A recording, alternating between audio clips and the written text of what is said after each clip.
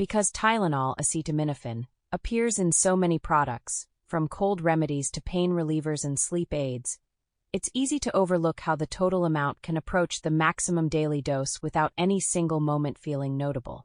For context and autism-related discussions aside, acetaminophen accounts for roughly 46 to 50% of acute liver failure cases in the United States, often from unintentional overuse when individuals combine over-the-counter products that share the same active ingredient.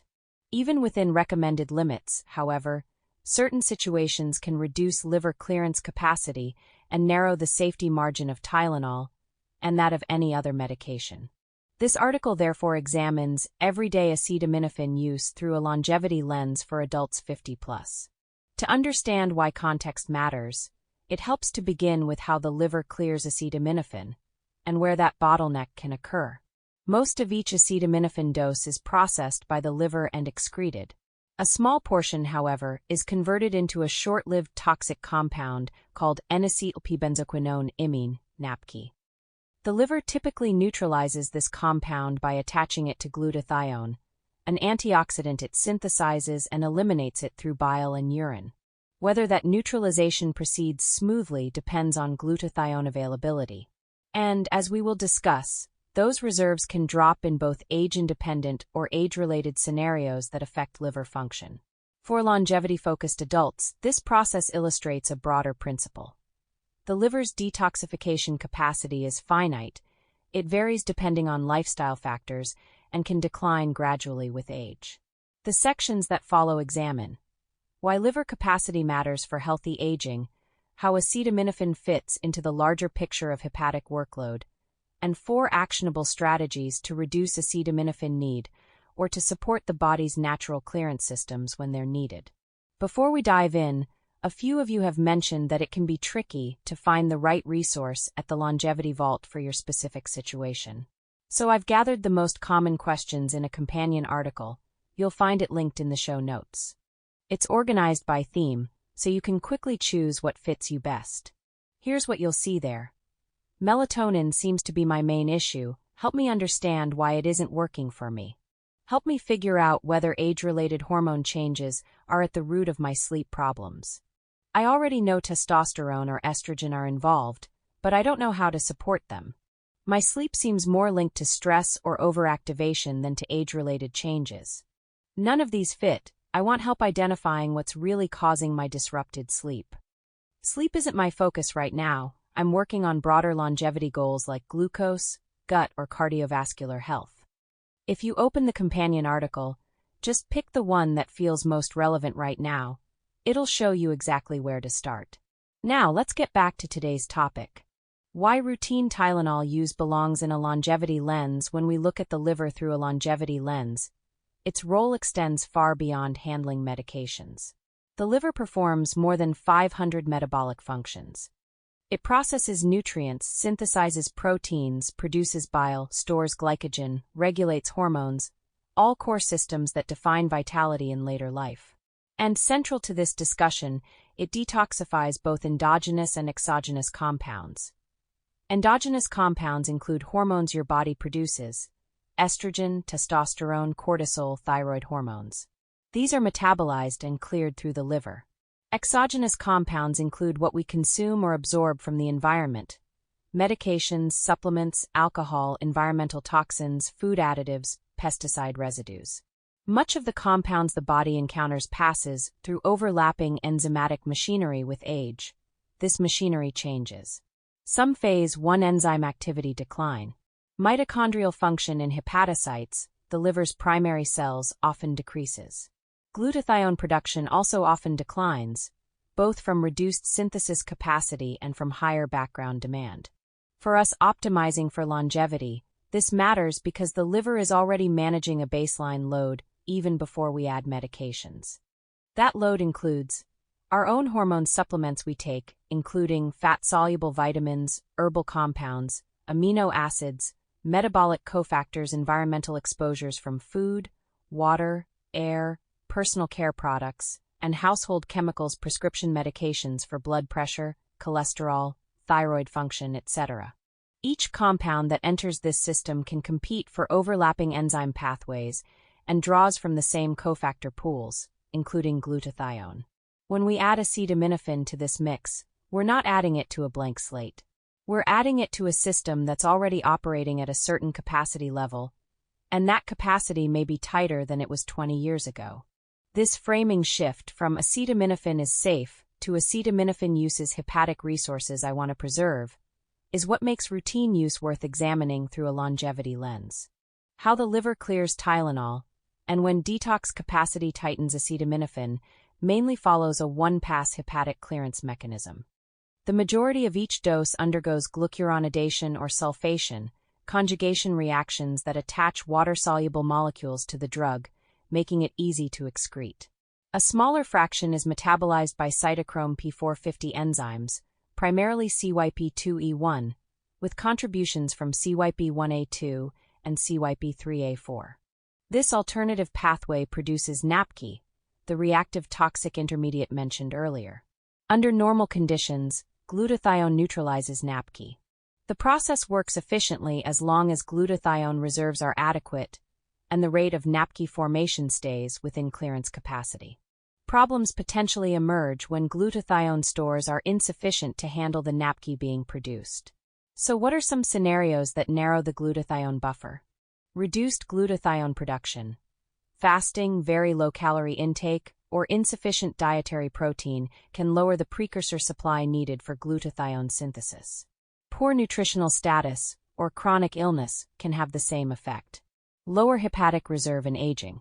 Older adults can have diminished mitochondrial density and potentially reduced synthesis of the amino acid precursors cysteine and glycine. Both are required for glutathione production. Aging can also decrease enzyme efficiency and blood flow. Lower hepatic reserve independent of aging.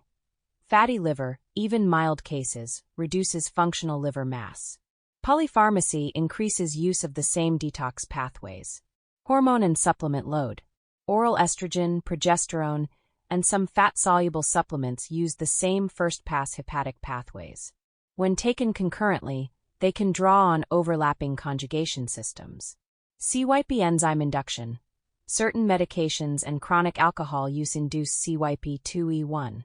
Induction can increase the fraction of acetaminophen converted to NAPK, especially with repeated high dosing or shortly after alcohol clears. The broader implication for longevity this mechanism highlights why even standard doses benefit from context considerations. The question is not whether acetaminophen is safe in isolation, but whether the body's antioxidant and conjugation systems are adequately supported at the moment of use. Viewed through the longevity framework, the goal is to preserve hepatic buffering capacity rather than merely avoid acute injury. The next section translates these insights into 4 concrete strategies to help adults 50+ maintain that biochemical margin and reduce the need for frequent analgesic use. Here are 4 action items to preserve hepatic resilience and reduce analgesic reliance for longevity-focused adults. 1. Preserve glutathione on fasting and low-calorie days. Fasting or very low-calorie intake reduces the availability of cysteine and glycine, the rate-limiting amino acids for glutathione synthesis. During fasting, hepatic glutathione can drop as the liver uses existing stores without replenishing them at the usual rate. Additionally, glutathione recycling depends on NADPH, and prolonged undernutrition could lower this capacity. The net effect is a smaller buffer to neutralize NAPK if acetaminophen is taken during this window. What to consider? If you practice time-restricted eating or periodic fasting, avoid dosing acetaminophen on fasting days when possible. If pain relief is necessary, use conservative doses and avoid stacking multiple products. On low-calorie days, prioritize adequate protein intake to maintain amino acid availability. This doesn't mean fasting is incompatible with occasional acetaminophen use, just that the timing and total dose warrant more attention in this context. 2. Improve sleep quality to lower pain sensitivity. Modest sleep disruption increases pain sensitivity. Studies show that sleep loss blunts the effectiveness of analgesics, which can drive more frequent dosing or higher doses to achieve the same relief. Chronic poor sleep also increases low-grade inflammation, which amplifies pain signaling. The result is a feedback loop. Discomfort disrupts sleep, poor sleep heightens discomfort. What to consider? Prioritize consistent sleep timing and uninterrupted sleep continuity. If musculoskeletal pain, headaches, or joint stiffness are recurring, investigate whether sleep quality is contributing.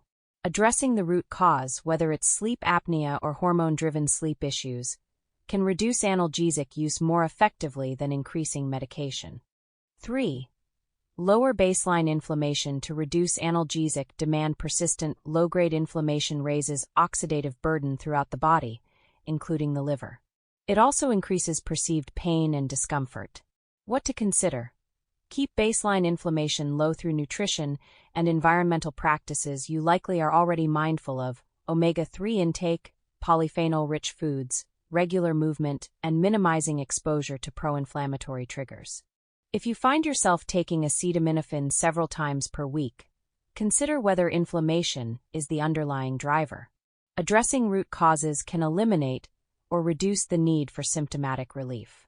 4. Monitor liver function. If use is frequent, occasional acetaminophen use is unlikely to affect liver markers in most individuals. If acetaminophen use is frequent, or if you're managing multiple medications, oral hormones, or frequent supplements, consider checking liver function a few times a year. What to consider? Basic liver function tests include A. LT, alanine aminotransferase. Enzyme released when liver cells are injured. AST, aspartate aminotransferase. Another enzyme released during liver damage. The ASTA-LT ratio can help distinguish between different types of liver stress. Bilirubin measures the liver's ability to process and excrete bile. Elevated bilirubin can indicate impaired liver function. Albumin, protein synthesized by the liver. Low albumin may reflect chronic liver dysfunction. GGT, gamma-glutamyl-transferase, enzyme that can indicate bile duct issues or alcohol-related liver damage. These markers don't tell you directly about glutathione status or NAPK formation, but they provide a general picture of hepatic health. If markers are elevated, it may be worth reassessing acetaminophen use, evaluating other hepatotoxic exposures, alcohol, medications, and working with a clinician to identify contributing factors. Conclusion: rethinking liver workload as a longevity practice. Acetaminophen isn't high risk for most, but it does draw on hepatic capacity that may already be stretched by certain lifestyle context or age. This same logic applies to other compounds the liver processes. The 4 practices outlined above, preserving glutathione on fasting days, stabilizing sleep, lowering inflammatory load, and checking liver markers when use is frequent, aren't acetaminophen specific. They're ways to reduce how often analgesics become necessary in the first place, and to support clearance capacity when they are used. If you're managing medications, hormones, or supplements, it may be worth reviewing your stack through this lens. The liver processes what you give it, but when avoiding unnecessary demand is an option, that's worth factoring in. And if you're taking acetaminophen routinely, a question you may like to consider isn't only, is this safe? Rather, what else can I address so I don't need this as often? If this helped, subscribe to the podcast so you don't miss future episodes. And if you want to learn more about Sleep OS, my flagship digital program to help you reduce 3 a.m. wake-ups so you can sleep through the night, even if you've mastered sleep hygiene, you'll find it at thelongevityvault.com. The link's in the show notes. Don't forget to check the companion article. It has direct links to the resources I mentioned earlier, so you can start with what's most relevant to you, whether that's improving sleep or working on broader longevity goals.